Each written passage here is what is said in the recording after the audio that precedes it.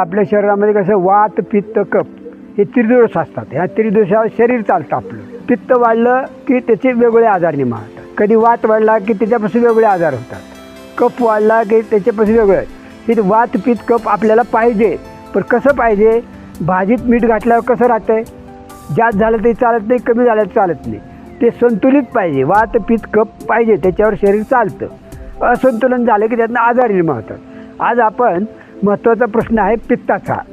पित्त होऊ नये, म्हणजे अतिरेक होऊ नये पित्ताचा. म्हणून त्याच्यावरती आपल्याला एक घरगुती उपचार सांगतो, ते आपण जरूर करा. काय करायचं? तळलेले बाहेरचे पदार्थ, तेलकट तुपकट पदार्थ खायचे नाही, मसालेदार पदार्थ खायचे नाही. दुसरा मुद्दा, समजा यातूनही पित्त झालंच तर त्यासाठी काय करायचं की पहिल्यांदा पित्त पाडायचं. कसं पाडायचं? 1 ते 1.5 तांब्या पाणी गरम करायचं.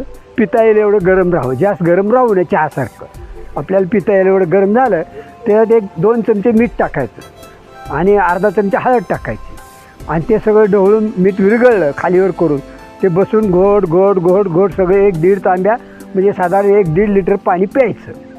पिल्यानंतर असं खाली वाकायचं आणि वमन म्हणतात ह्याला आयुर्वेदामध्ये वमन.